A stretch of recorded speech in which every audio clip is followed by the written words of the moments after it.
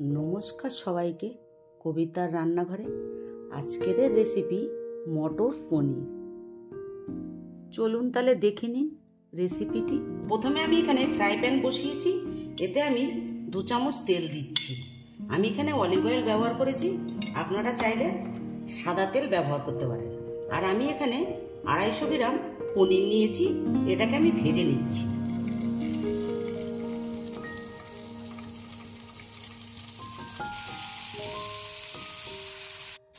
পনির আমার ভাজা হয়ে গেছে, লাল হয়ে গেছে দুদিকেই। এবারে আমি এটা তুলে নিচ্ছি।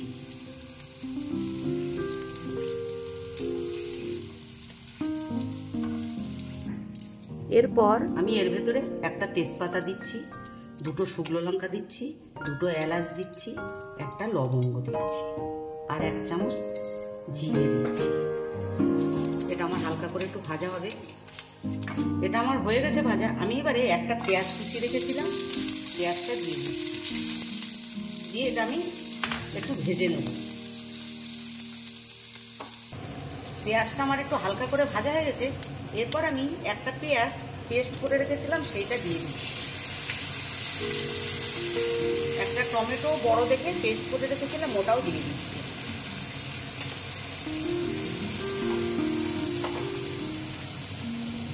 এখানে 1 চামচ আদা বাটা দিচ্ছি, দিয়ে এটা একটু ভেজে নেব। এটা আমার ভাজা হয়ে গেছে। এরপর আমি এতে 1 চামচ ধনের গুঁড়ো দিচ্ছি, 1 চামচ জিরের গুঁড়ো দিচ্ছি, লবণ দিচ্ছি, আর এখানে লঙ্কা কুচি রেখেছিলাম 4টে, সেইটা দিয়ে দিচ্ছি, আর এখানে হলুদ দিচ্ছি। দিয়ে এটা আমি সামান্য জল দিয়ে মশলাটাকে ভালো করে মিশাবো।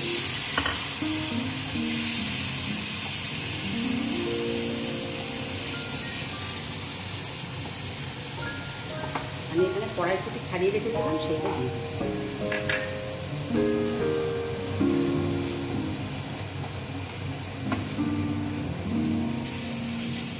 এটা আমার ভাজা হয়ে গেছে।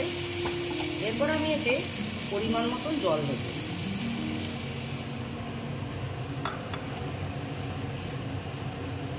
দিয়ে আমার 3 মিনিটের মতন এটা ভালো করে ফুটবে, তারপরে আমি পনিরটা দেব।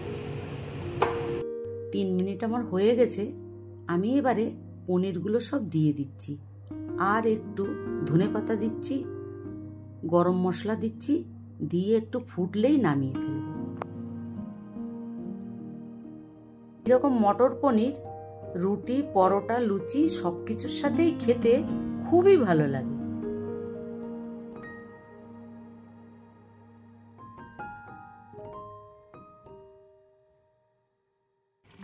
রেসিপিটি আমার কমপ্লিট হয়ে গেছে, এবার আমি নামিয়ে দিচ্ছি। আপনারা এরকমভাবে মটর পনির করে খেয়ে দেখবেন। ভালো লাগলে অবশ্যই আমার চ্যানেলটিকে লাইক, শেয়ার, সাবস্ক্রাইব করবেন।